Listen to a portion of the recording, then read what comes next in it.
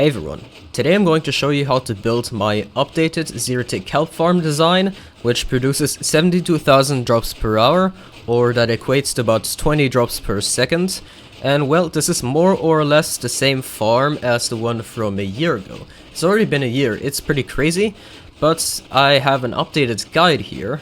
And well, there will also be a mechanics section if you are interested in how this farm works, and of course there will be the complete tutorial right now. Before we start with the tutorial, I just want to make a small disclaimer. This farm is based on an exploit that allows us to force grow plants. It works on other plants as well, but we are doing it with kelp, and that means that it might break in the future. And if you are interested in how this works, the explanation will be in the mechanics section later on. So let's take a look at the materials first. So the materials are really cheap, you don't need any redstone component that uses any quartz, so you can build this before you go to the nether. And these blocks and stairs and glass panes can be anything really. What just matters is that this is a glass pane of any kind, this is a stair of any kind, and this is a solid block of any kind. The buttons as well, you can swap it out with other buttons. And the rest, the sand, you can also swap it out with gravel if you need to, because kelp can actually be planted on gravel. And for the rest, I suppose you can add more chests and more hoppers if you want to expand the storage, because it fills up very quick, because that is actually a lot of kelp that is being farmed. And the 2 water buckets are just to make an infinite water source. And that's about it. Alright, let's begin with the tutorial. Now before we start with the build, I just want to point out that you need to chunk align this farm. And if you don't know what chunk aligning is, well, basically Minecraft worlds work in sections of 16 × 16 blocks that are called a chunk, and this build cannot go across a chunk border or else it will most likely break. So if you don't know how to find chunk borders, I have a video guide linked in the description on how to find chunk borders on all platforms. Right here I have a chunk border visualizer, and that works on mobile and Windows 10, but it will not work on consoles. However, that is not a problem. You can find chunk borders other ways on consoles. And yeah, just check out the guide in the description. Alright, to begin, we just want to place 2 stripes of 8 blocks. So that should be 8 blocks, that is correct. That are 2 blocks apart, like this. Put a placeholder block here and make a row of sticky pistons. You can actually put that block over here or keep it there depending on where you want your clock. We're just going to put some redstone dust over here, then some sand. On top of that sand we are going to put salt blocks. Now very important, you want air blocks right here, because what is going to happen is that this sticky piston is going to push and pull the sand block back and forth, and in order for this fast grow exploit to work, we need to make sure that the sand starts falling here, so we need air. Next up, we want to go to the side where the salt block is not, and we're going to want to place 1 block here, here, here, and here. Then we just want to have a lever, flick it on, repeater, torch, redstone dust, and 1 more redstone dust. This will power all of these sticky pistons. Then just place 2 rows of sand on top of the sticky pistons.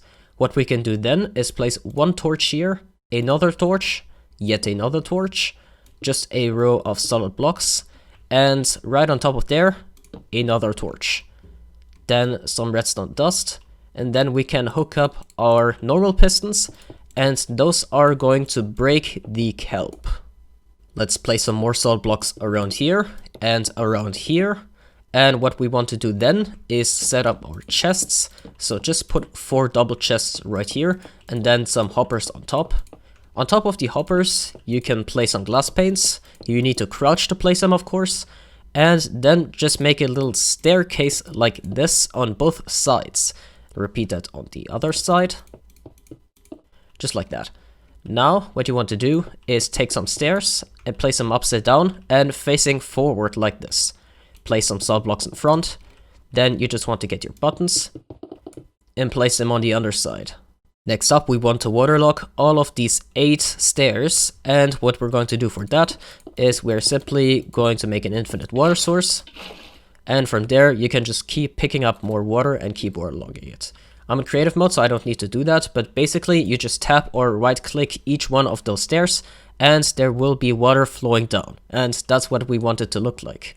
That's good. Now we're just grabbing our kelp and we're placing it on there. And believe it or not, that is the entire thing done. We can remove that, and after that I can demonstrate to you that it works. Let's take a look. And it produces kelp. That's great. So yeah, that's the entire farm done actually. Now onto the usage of this farm. Now this is very important and I cannot stress it enough. Do not leave this farm turned on when you are about to leave the game. That means save and quit right here or whatever, or you are going through a nether or end portal, or you are going far away. This farm needs to be inside simulated chunks at all times. That means you should always stay near it if possible, and if you don't, there is a very high probability that this will just straight up break. And that is because this sand method of zero ticking is just not very stable, and that is unfortunately not something you can fix very easily. Next up, I already said this in the tutorial, but you always want to keep it chunk aligned. If you don't chunk align it, then this farm will most likely not work as intended and it might break. Also, you cannot have any blocks below those extended sticky pistons. Be it, well, buttons or torches or anything really. You cannot have any blocks below that. You have to have air right below those extended sticky piston blocks. And the reason for that is that this sand needs to start falling when it's retracted to update the sand blocks above it and to in turn fast grow the kelp. If you have solid blocks there, it will not work. You can also make this farm shorter if you want. So if 72,000 is too much for you, and I can imagine that, then you can just make it less wide. And that is very simple. You essentially just cut off some of those middle pieces. And basically each one of those plants produces 9,000 kelp per hour. So if you want to make less, then that's totally understandable, and it's also very easy. One fun thing you can do is actually break those chests and replace them with composters.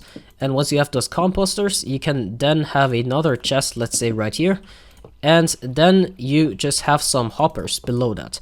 And when you have that, you actually have a pretty decent bone meal farm, because what the kelp does, it gets filled into the composters, and well, then all of that will be converted into bone meal, and that will actually be a pretty fast bone meal farm.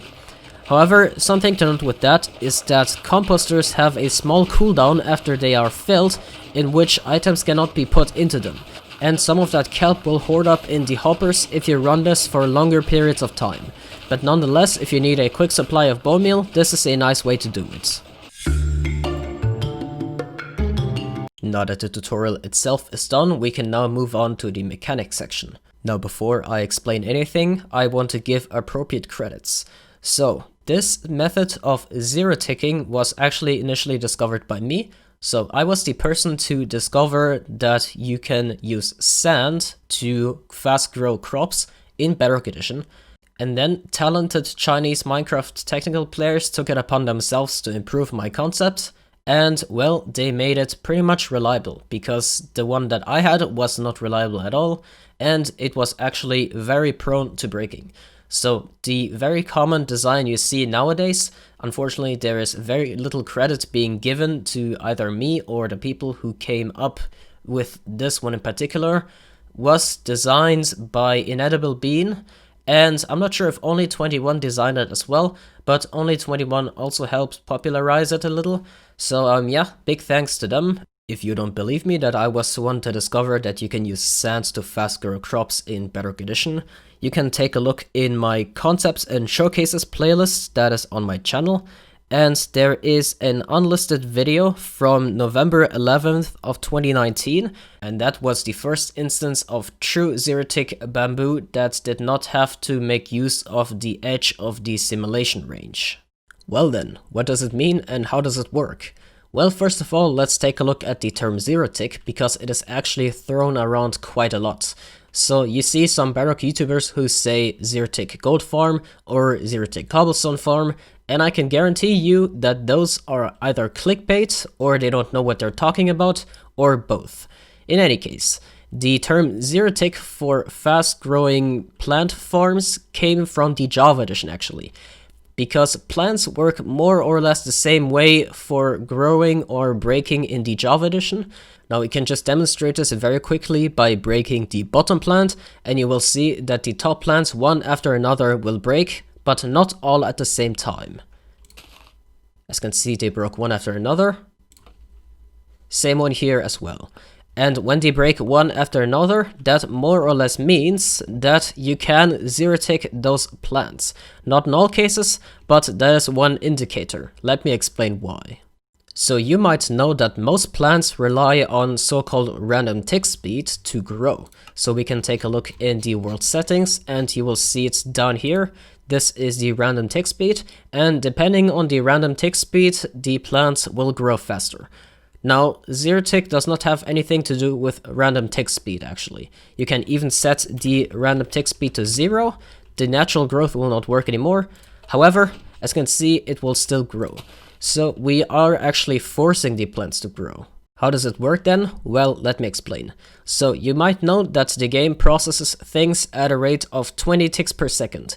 Each tick, or game tick as you would like to call it, there is something that can happen. Do not confuse this with redstone ticks, because redstone ticks are actually 2 game ticks. So when you say a repeater on 3 ticks, that is not 3 game ticks, that is 3 redstone ticks.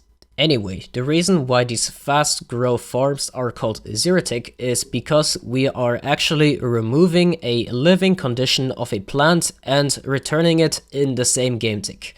As you may know, different plants have different living conditions. So for example, sugarcane needs water and needs a block below it. Then there is bamboo that needs a block below it. And then there is kelp that needs a block below it and needs to have water within itself. And the idea of zero tick is that we remove a living condition but bring it back in the same game tick. This makes plants that you are quote-unquote zero ticking grow, because those plants actually use the same mechanic for growing and breaking. Basically, by removing the living condition and returning it in the same game tick for the plant will begin to check to see if there are any missing living requirements, and if there are none, then it will just assume that it received a growth update, which is usually done through a random tick. And a random tick is basically that the game randomly selects a block space and then any given thing can happen, and for plants it just so happens to be growing. Depending on a plant, however, you might need to update it multiple times. So for bamboo, for example, you can see that you have to update it multiple times. Sometimes it works on the first try, it is quite peculiar. Likewise with sugarcane. Sugarcane actually needs a lot of updates, so it does grow very slowly. And I just want to clarify that, well, this sand method is not ideal for sugarcane, because there are actually many ways to manipulate the water next to sugarcane to make the sugarcane grow faster. And I even have such a design on my channel using frosted ice. If you want to see that one, just go on my channel and look for that farm. Oh, and I just want to point out that I did not discover the entirety of zero ticking. All that I discovered is that you can use the sand to fast grow certain plants. Well, that's it for this tutorial. And well, I hope you enjoyed it and that you found it useful. And well, make sure to check out all my social media, everything is in the description. You can consider supporting me on Patreon. And well, you know what, maybe you should subscribe because it's absolutely free. And yeah. Anyways, I hope you enjoyed this and I will see you around. Bye!